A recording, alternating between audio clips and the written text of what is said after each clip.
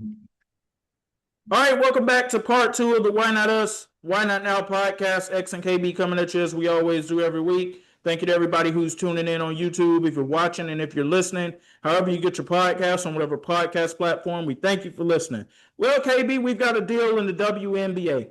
After hundreds of hours of the past couple of weeks of sitting at the negotiation table, it was announced on Wednesday morning that a new CBA has been reached and that a 2026 season is indeed upon us. The WNBA is going to happen. Coming to those terms this morning, the Supermax salary will be 7 figures. The salary system will be directly tied to revenue growth. I know that was something big that the ladies were fighting for, and honestly, they should have, because the products had so much growth over the past few years. Training camp starts on April 19th. The regular season starts May 8th. I love it. I'm here for it. Glad they got everything that they wanted out of this, or most of the things they wanted out of it, because they really could not afford to not have a season or to have a season derailed with all the growth that they've had over the past few years, but still trying to grow in terms of getting a casual audience to be involved with it too, like the other major leagues have. Yeah, and I think this is a big stepping stone. I don't think that we're done. I think that the popularity of the game has been increasing, right? I think that when we're talking about, because just like the NBA, people watch the WNBA for the stars. And the stars, as much as when we're talking about, I think that the stars of the league, especially the new generation that's been coming out, you have Aja Wilson still being the most dominant player in the sport, but then you have the Caitlin Clarks, the Paige Beckers, the Angel Reeses, you have the, Arike, you have the Sabale. I'm sorry if I butchered her name, but you have these stars that have been basically, they've been making a casual audience. Some people watch the games, and like if you're a guy like us, you know, we're NBA guys all day long, but we appreciate good basketball no matter the gender. We appreciate good ball. We don't care what it is. Now it is going to be a thing where they're going to still have to get a casual fan who doesn't, who doesn't watch sports for the same reasons that we do to attend games, to put their eyes on their sport because they just need to be highlighted. I think that, NBA players have been doing a great job over the years as being great, having using their voice to speak out about, the growing game of women's basketball. Kobe did it. I've seen a bunch of NBA players they're at the games. Trey Young's done it for the Atlanta Dream when while he was here. We see some of these guys, they represent these women and they give them a platform and they help bring more attention to them because like I said, if you got guys, your favorite NBA player, he's repping, his favorite WNBA player hard. You may be on a casual standpoint, you might be more intrigued to now look at a game because you're like, hey, if he likes it, maybe I might want to go and take a look at it. I think that it's going to be one of those things that, it's not going to be an overnight fix. But I think this is a good step in the right direction because you wanted to give those women, a livable wage. There's no reason why they should be making the same amount as, some of the careers, like some other careers in, the world. Like it was a reason why these women were having to go overseas to make a livable wage. Like they're athletes at the end of the day. They should be paid something, reasonable. Now I think that there still is a long, long way to go.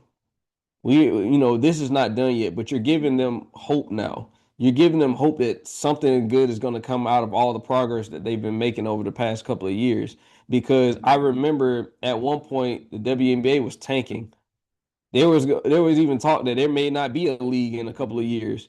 Now you're talking about expansion. You're talking about adding. You're talking about new CABA where the Supermax is going in, I believe, at 1.4 million. You're talking about, some of these women have their own signature shoe. These are things that weren't necessarily a thing a couple of years ago. Like it's grown to the point where now we can have conversations now about like, okay, this is where the game is. This is where the game is going. Now, how can we continue to make sure that we can get eyes on it? I think that, visibility is the thing that they need to worry about the most now. Being visible to a casual fan, because if you're home on a Sunday afternoon, you gotta want to have people watch these games. But the way you do that, you gotta put the stars on. People want to see the stars. And we talked in part one about people potentially saving their jobs. I think in this case, she at least bought herself some more time, and that's Kathy Engelbert. I think she at least bought herself some more time with them getting this deal done. I don't know if she's going to be the long term answer as the WNBA commissioner, but she did buy herself a little more time with this. And we both talked about that casual audience. You want to know when I think it really starts to take off? Next season. Because you know who comes to the W next season. As long as everything is going as well as it should be going with her recovery, and from everything we're hearing, it is. Juju. And that Juju and Caitlin Clark rivalry is what everybody's really waiting on. No disrespect to Angel Reese, Nafisa Collier, any of those folks. They're great players. Angel Reese is a star by name, but she can't match Caitlin Clark and Aja Wilson in terms of like production, Breanna Stewart, and all of that. So I don't know if people are necessarily going to always take that seriously in terms of that being a rivalry. But we saw Caitlin and Juju in college at the same time going head to head with each other for who is the face of women's college basketball. And after Caitlin Clark left, it was unanimously Juju Watkins, with Paige Beckers coming in as a close second. And she's going to be great for the league going forward with all of this too. But the Juju Caitlin Clark rivalry is what's going to help bring the casuals in, because you're talking about stars upon star. You can always have great players. I'm not bringing up Aja Wilson's name too much in this because she got too much skin in the game. We know she's the best player in the game right now, but she got too much skin in the game compared to these other ladies whose names that I'm bringing up right now. But that Juju Caitlin Clark rivalry, man, that's got potential to be the WNBA's Larry and Magic. And honestly, that is the reason why the NBA grew in popularity. Is because we looked at the matchups, we looked at the narrative surrounding, like you had the Birds versus Magic, you had the Jordan era. Even after the Jordan era, you had Kobe before LeBron transitioned into the league. You had things, you had the KD, you had the Steph and KD Warriors versus the Cavs. Even before that, Cavaliers and the Warriors just alone. Like those were the things. It was rivalries that were carrying the league. When you're talking about like what we want to see on like Christmas and major holiday, that was the thing that we always wanted to see. We wanted to see the rivals go at it. We wanted to see like pure hate. Like we got to bring back some pure hate, man. Like I think that the competition breeds excellence. That's going to bring out the best in Caitlin Clark. It's going to bring out the best in Juju, and it's going to be good for the league overall because, like you said, Angel Wilson, we already know who's the best player in the league. We know that. She got too much skin in the game. She's been like, even her down year is a career year for a lot of people. That's what's crazy about that. Like, but if you look at who all's been coming out of college these last few years, they're gonna be in a good place.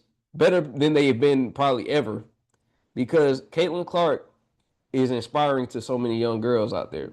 And the reason why her game is more inspiring to a lot of people than even the Aja Wilson, it's more relatable. You could see yourself becoming a Caitlin Clark. Everybody can't see themselves becoming an Aja Wilson, not just because of the play style, but because of the height as well. A lot of girls can't aspire to be, 6'4", 6'5", but they can aspire to be a 6'2", maybe 6 foot, maybe even a 5'10", 5'11". And you don't have to be super athletic to become great. That's the thing that a lot of people, aspire to, which is why we even see guys say Steph is more relatable than LeBron. It's the same type of principle. It's not necessarily saying that he's better. We're just saying that his game is more relatable. We could, preach that to an 8-year-old who wants to go to the NBA. You might not be the biggest, but you can you can work on your craft and you can become whoever you want to be. And I think that with Juju coming out, I haven't seen a girl with her type of popularity, her type of swagger, since a Caitlin Clark. Even Paige Beckers didn't have the popularity that Caitlin Clark had in No. college. And Paige is amazing. Don't get me wrong, Paige got game, but she didn't have that same popularity. And a lot of that was because she was hurt also, so we didn't get to see it as much as we wanted to. Because Caitlin Clark, electrifying. I would make the argument that women's college basketball has felt a little down this season because of the lack of a star like Juju Watkins. Yeah, absolutely. Absolutely. And it's just because and I may say her name, Allie Crooks, she's a amazing or she's an amazing player. But again, you may not be able to her game may not be the most relatable amongst and it's not a sexy play style because people don't care necessarily. They love the amount of points that you put up, but they also care how it looks. A casual fan cares about how it looks. We always hear about bag this, bag that. That is a real thing for a casual fan. They want to see, highlight. Caitlin Clark had handles. She had shooting ability. Juju has flavor. No matter which way you want to give it, she got it. So these are things that people look for. So you may be able to be the best player, but how does it look? Even Brianna Stewart. Brianna Stewart, one of the best players in the league. She honestly could make a case that she has been, top three player in the league, throughout her career. Doesn't necessarily mean that she's the most marketable or relatable as far as her play style. And that happens because she's not a perimeter player. She's a post player. So, you know, the lack of stars does hurt the game because what do you think most people are coming and filling up the arenas to see? They want to see the stars play. And I'm gonna tell you somebody else who I think is going to be able to help the league in terms of that too. I don't know how her game's going to translate, but she's coming with an audience, and that's Flau'jae. Yeah, Flage, I like her. I like Flage. I like pretty much. I think that when you're talking about girls that are women, I'm sorry, women that actually will help popularity of the game, Flage has an audience. Then you have some of the girls that are coming out of USC.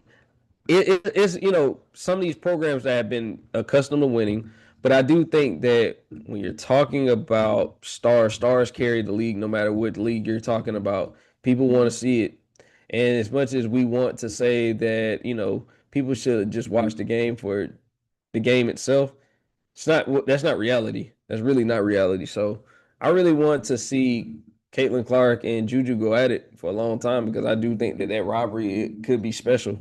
I think that it could be special for years to come. And just imagine the audiences in attendance for that, the people amongst those audiences in attendance. How do you know that somebody else is a star when they can bring other stars or other superstars and other fields out to come and watch them? That's when you know they're a star. I honestly think with the popularity of both of them, they could sell out an NBA arena. I do because, like I said, you have a generation of adults that love the way they play, and also you have a generation of kids that also love the way they play. So I think that they could honestly sell out an arena. I do. I agree with you on that 100%. So, congratulations once again to the WNBA. We look forward to the upcoming 2026 season. But a lot of these girls, a lot of these ladies, excuse me, they get their start with what they do in college basketball. And that brings us to the women's tournament of March Madness. And I believe they got it right here too, KB, in terms of the number one seeds they have. Texas, South Carolina, UConn. I believe they got this 100% right with the seeds that they have here too. And I don't see too many upsets that are going to end up happening along the way. I'm just going to be honest with you, and I'm going to just say this straight up. Barring injuries, I think UConn's going to run the table, and I think they're going to hoist another trophy. But the only team that I can see stopping them from doing that are the Lady Longhorns from Texas. I can see that because even when we talked about like I definitely got UConn winning this whole thing. I even saw earlier this year where South Carolina and Texas matched up and Texas came out And then they pretty much they gave them work.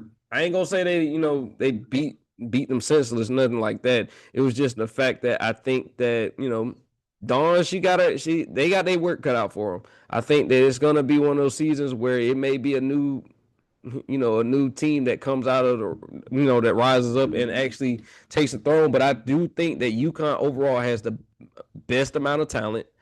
I think they have a potential player of the year. I think that the job that's been done at UConn year in and year out is, it just can't be stated enough. I think that program is phenomenal when it comes to women college basketball. I think that they just know how to recruit. They know how to recruit talent. They know how to coach up there more so than anything. I think this is going to be a pretty. I think this is going to be a pretty black and white when it comes to like the way this tournament is going to go, because like I've gone up and down the bracket. I don't see much upsets either. Um, And let me also not forget UCLA being that fourth number one seed. They've done a great yes, job getting that program to where they've been able to get it for the past few seasons. absolutely. Yeah, I'm still looking at this bracket. I'm not seeing much upsets. Even a few of these like 5 and 12s. I'm not really seeing much there. It's not like the way I feel about the women's college basketball tournament and the way I feel about the men is completely opposite. I don't see the same level of concern from that these 12 seeds will pose. So let It's me just throw this at you really quickly. If you were to call this an upset, this team's a two seed that I'm about to say that they could end up upsetting everybody's bracket in the women's. I honestly think Vanderbilt could be a team to watch. I think that Vanderbilt could be a team to watch. I think that they could pull off some upsets along the way. But again, that's a two seed. Do you really consider that a true upset? not really. I mean, you could say potential surprise maybe. Upset. Not when you're at 2 seed. I don't really consider that like upset. I consider that more a surprise than anything. Not really upset though.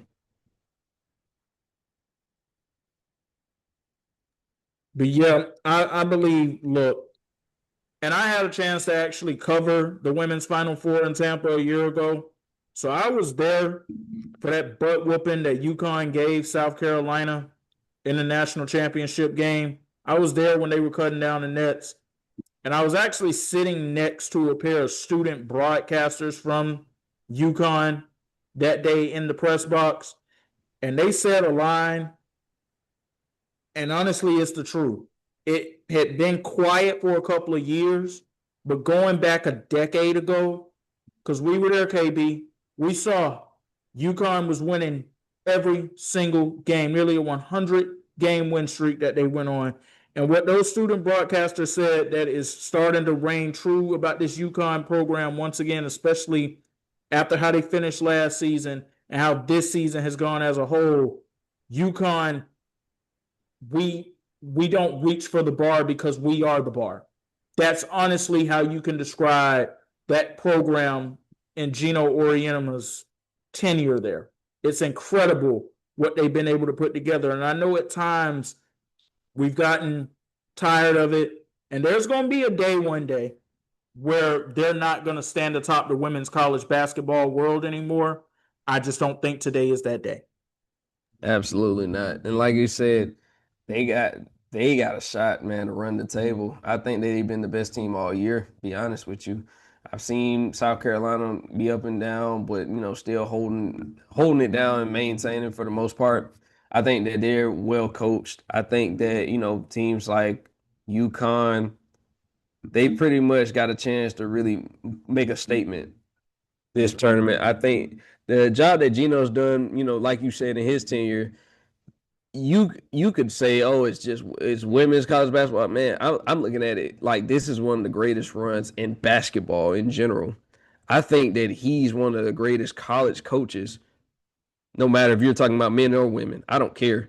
The amount of talent, pro talent that he's produced with, with one program.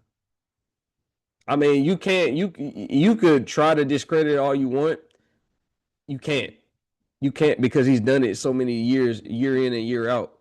Like this is why I look at, you look at certain coaches and you just say like, I'm not gonna separate men and women. I'm just gonna say basketball. That's a basketball program over there. Basketball is like something that if you're gonna talk about women, college basketball, UConn's gonna be there. Whether they're 1 seed or 2 seed, you can't count them out. Just like I can't count out South Carolina. Just like I've been thoroughly impressed with Texas this year. I've really seen something good with them. I think they're going to be tough. And I wouldn't be surprised if they come out of their region and represent. Remember, they did make the Final Four last year. And I can honestly see them making the college basketball, the women's college basketball championship this year. That's just how good they've been. Like I said, I've seen them play against South Carolina. I know they can play with them. Now, UCLA is the one I'm interested to see. I want to see them. I want to see, was this just a magical season or is this something that's sustainable throughout this run? Because the other three, I have a pretty made up mind about. I'm not sure about UCLA, but I'm interested to see where they go this with their tournament run. Yeah, going back to what you said about UConn, no matter if they were a 1 seed or a 2 seed, we treated them like they were the Patriots of the 2000s and the 2010s, quite honestly. Even if they were a lower seed, you still looked at, man, they still got who, and that's exactly how we looked at them. We looked at them how we viewed the Patriots in the 2000s and the 2010s with Brady and Belichick, how we viewed the Spurs a lot of the times we grew up watching them with Popovich and that trio that he had over there. X, you remember the year that KD and Kyrie in Brooklyn, they had to go against Boston in the first round. And people were saying, man, I don't know, Boston the number 1 seed, but KD and Kyrie, they said this might be the most talented 8th seed that we've ever seen. Yeah, but we were wrong about that. We were definitely wrong about it, but just the fact that they were like discussing that, it kind of just goes to show you that like when I don't look at the seeds when it comes to certain programs. I know who their coach is. I know they're going to have them ready. And they're going to give you hell no matter what. So it's just basically for me, I don't necessarily look at them the same way I look at other programs. Here's how dominant UConn women's basketball has been. Those years they weren't a number 1 seed and they were a number 2 seed. We're like, what the hell happened?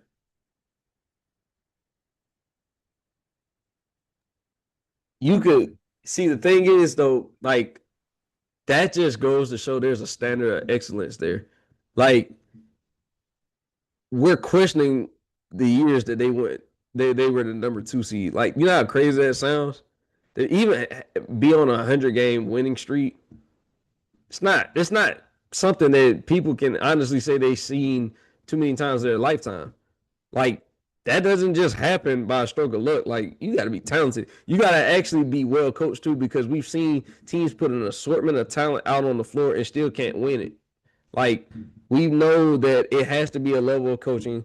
Coaching also comes with the recruiting process. It also is getting particular women that you see are fit to run into your program. Like, they have to fit the ideologies and the principles that you preach every single day. That's why only certain people have been recruited to UConn. That's why certain people have only been recruited to South Carolina. Like, you look at these coaches, like these coaches are celebrities in their own right. So, like, you got Gino, you got Don Staley, you got Kim Mulkey. You have women's coaches that are just as famous as the men. And their names hold weight no matter where they go. So, those are the same. It's no different, man. It's no different. I think that when you look at the men's and women's game, you got great coaches, regardless of gender. Yeah. What we used to say about UConn being that number 2 seed, and I'm with you 100% on what you just said there about those all-time great coaches too. Again, it goes back to, wait a minute, how was San Antonio not a top 3 seed in the West this year? How were the Patriots not the number 1 team in the AFC this year? But if they still got in the dance, they still got a chance. They're just certain teams, certain programs, certain people you don't bet against And when it comes down to women's basketball, each year, no matter where they end up, you do not count the Lady Huskies out. You just don't do it. I'm So, definitely not. no. I've made my pick for who I think is going to win the women's. I can't make the pick for the men's right now. I picked 4 different brackets. I've got 4 different champions in all of them, and they weren't those. Like I said, they weren't automated. They weren't automated brackets, and they also weren't the brackets that you call for shits and giggles. Like these were brackets that I honestly really thought out, and the 4 teams that I picked in those brackets, I honestly think all have a chance, and that would be Florida, Arizona, Houston, and because of the respect that I have for Rick Pitino and the type of coach that he is and what he's meant to the history of college basketball, I did pick St. John's to win in one of those brackets too. But don't be surprised if Purdue makes some type of run too, because they're a number 2 seed now. They were the number 1 ranked team coming into the season for the men's college basketball, KB. Yeah, they had some troubles in the midway point of the season, but they got things back right. And I honestly think they could be the most dangerous team in the tournament that we're not talking about for men's college basketball. I'm gonna throw out another name and you tell me what your belief is in them. Have you completely given up on Michigan? Oh, no. I had Michigan making it to the national championship in one of my brackets. Okay, because I was looking at them and I was like, ever since that Duke game, the buzz is kind of worn off on them. Like, yes, they don't have the star power like a Duke or, like some of these teams with like these nationally recognized players like a BYU, but that's a very good basketball team. I'm sorry. That's a very good basketball team over there. And they went toe to toe with Duke. So I look at them as I'm giving them a fighter's chance, you know, in general. I think that they can make a run themselves, and I honestly could see them playing in the national championship. Here's one team I'm going to throw at you, though, that people are saying could be a sleeper, and I don't exactly understand why they're saying that. And that is Michigan State, who is a number 3 seed. I don't see how you think they're a sleeper. I think that Michigan State could go as far as the Elite Eight, maybe the Final Four, even if everything goes right. I also could see them going home in the round of 32. I have them like ceiling wise as Elite Eight, maybe Sweet 16 ish. I'm gonna stop right there because I mean I do think they're super talented. I got a chance to see them in like 2 games this year. I just don't know what to really make of them quite yet. But they could, I could see Sweet 16, Elite Eight in their future. I believe the reason that there are some people that have those thoughts about them, though, is simply because of the respect that Tom Izzo garners because of the Hall of Fame career that he's had. Like I said, he's one of those coaches. If you're trying to get to the league, he can get you there. So, yeah, I'll give him his respect. Um, but I don't know what to make of this team quite yet, and hopefully, they can make some statements and make me change my mind. But as far as what I go, I don't see them going, super far outside of the Sweet 16, maybe being very generous, Elite Eight. I'll say I got him out of the sweet, got him going at least to the Sweet 16 for now. Now, with what we know about Louisville and Michael Brown Jr., even if they get past USF, I don't see him getting past Michigan State if he's not able to go. And it's pretty much known he more than likely will not be able to go if that is indeed the matchup that ends up happening right there. But I want to get to the last topic. We're going to go back to the NBA. Again, before we do so, tune in to wherever you're going to be tomorrow if you can. March Madness officially starting off with the men on Thursday. The women get things started off on Friday with the men's continuing on Friday. It's a jam-packed 4 days of college basketball that's coming up. So if you love this game, make sure you are somewhere and you are tuned in, ready to watch. I want to go to the NBA. Again, this is going to be the final topic we discussed to close out the show. This one actually breaking today. So we learned earlier this week that Giannis Antetokounmpo had suffered some form of a knee injury, not a serious one, but one that's keeping him out for at least a week. And now it was reported earlier today by Shams Charania that the Milwaukee Bucks want Giannis to actually shut it down for the rest of the season because playoff hopes are waning. They're not winning, y'all. It's over with. Milwaukee's not going to be in the playoffs. They're not even going to make the play in. Let's just accept that for what it is. And now reports are also coming out that Giannis is shutting that plan down. This is starting to turn a bit into the Max Crosby situation now, KB, if you really think about it. Because Giannis is a guy that wants to be out there playing. They're saying, no, don't do it. And now he's fighting back against the plan. Why would they be telling him not to do it? Do you honestly think the Bucks know that they're going to move off him this offseason? Because to me, it feels like you not wanting him to go out there to possibly risk this again. It feels like you're trying to protect potential trade value now. Yeah, that's exactly what it looks like. They want to keep his value as high as it can because of the injury history. You want to make sure that you get maximum value because this is honestly why a lot of teams were afraid to trade for him earlier in the season because of the injury concerns. He's getting older. His play style hasn't really changed much since he's become Giannis that we know now. He hasn't really developed his play style into anything else. So it's looking like we don't own our first round pick. we we need to, we need to be able to say that we're going to get the best value for our franchise cornerstone who's been that for, past decade. We have to make sure that we protect our investment. That's really all this is. This is more so damage control. You could say tanking, but it wouldn't be tanking for them because they don't have their pick. So for me, I look at it like this offseason is going to be, which is what a lot of people reported that the Bucks were willing to wait. They were going to wait it out until the offseason to try to move off of Giannis. I think that I'm kind of sick of this whole saga that's been going on. I feel like we don't got so accustomed to hearing this crap year in and year out. And it's kind of like, I feel like once it happens, everybody will be like, thank God it's finally over because we go through the same constant Giannis cycle over and over. He's frustrated with losing, demands a trade, feels offers from these teams, feels offered from these teams only to run through the same cycle and him saying, "Oh, I never asked for a trade. I'm being loyal." And then we go through the same cycle over and over again. It's very exhausting.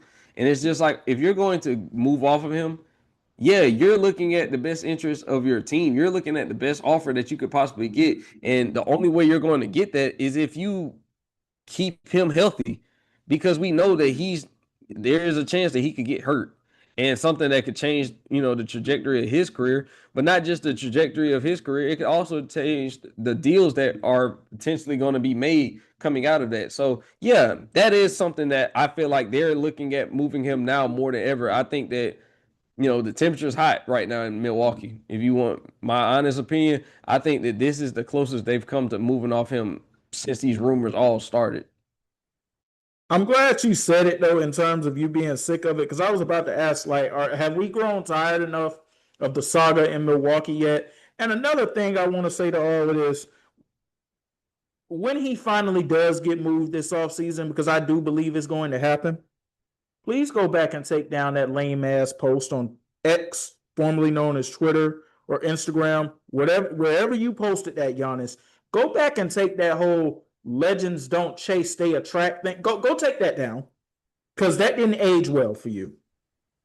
It was one of those things where you basically get what you get because you're on here. Like those rumblings, those rumors didn't just start because of nothing. You're basically out here playing cat and mouse games with everyone. It was like, do you want to be traded or not? Because at this point now, most people don't care. We don't care enough to even try to figure out if you're going to be traded because it's the same thing with you every year. I don't know if it's because you really love Milwaukee or that you just are an attention person that you want to create buzz around your name because it feels like you don't want to be traded enough. I'm starting to grow more towards the attention thing, and I'm gonna tell you why. Remember during the heart and the heat of all these trade rumors in January, at one point Giannis came out and said, "I'm like Beyonce, I'm the hottest chick in the game." That's the problem, though, bro. You're not Beyonce. You're not even Rihanna. Like, you're doing a lot right now. And it's kind of like annoying to the point that we're looking at you like, okay, Outside of that 2021 championship, what else can you really hang your hat on? You have two MVPs. Yes, you do. But you actually, for what we've given you and what your stature has been as being a consensus top three player for the most part, you underachieved, brother. Like you underachieved. I'm gonna be honest. I'm gonna say he underachieved. If nobody else gonna say it, I'll say it. He underachieved. And basically now you're just creating buzz because I like if you don't think that he has an ego, you're sadly mistaken. You think that these rumors just came out of nowhere? No, he's whether it's him or his team, somebody's out there saying that I want to be traded. Only for him to come out and say, "Oh, once these deals can't get done, I didn't ever want to be traded. I want to stay." Oh, okay. Well, if you want to stay, then guess what? Because this is different than I felt like with the Kobe Bryant thing back in '07 when he was, basically trying to force his way out of LA. I think he was ready to go. The franchise was like, let's pull out our last ace in the hole, go get you superstar in Pau Gasol, and hopefully that'll be enough. KB, the evidence is out there. This man went on Stephen A. Smith's show, and Stephen A. straight up asked him if he wanted to be traded away from the Los Angeles Lakers, and you heard the words out of his mouth. He said yes. Yes. So this is not the same type of situation. Kobe wasn't trying to force the organization's hand. He basically was like, I'm ready to go. Let me go. Giannis is basically playing this like in and out, 1 foot in, 1 foot out game, and it's not working. If anything, it's just making people more annoyed with you because you are. I don't think you really know what you want at this point. You want to win. You know it's not going to happen in Milwaukee. It's just time to go ahead and either move off of Giannis or not move off of Giannis. But if you're not going to move off of Giannis, we don't need to hear these rumors come out anymore because it's making it look bad. I think it's bad for team chemistry. I think it's bad for morale. I just think it's something that is more of a distraction than anything. So, of course, I got to ask $1 million question before we go. Where do you think he's going to end up going now at this point? Really, it's a couple of teams I have in mind. Of course, like I said, San Antonio could decide to put a package together, but I just don't see them wanting to come off of Stephon Castle or Dylan Harper. I don't think you can come off of them. I think the success you had this year, I just don't think it's possible. I could say OKC, but do you really want to blow up that core in order to go chase agent Giannis? Or you could look at a team even like the Miami Heat that have been, putting their name in the ring. I could see the Miami Heat, but I'm gonna just say that because of the fact that the Miami Heat are not a championship team right now. So them moving off core pieces really does nothing for them other than they just moved off. They weren't winning a championship in the near future, anyways.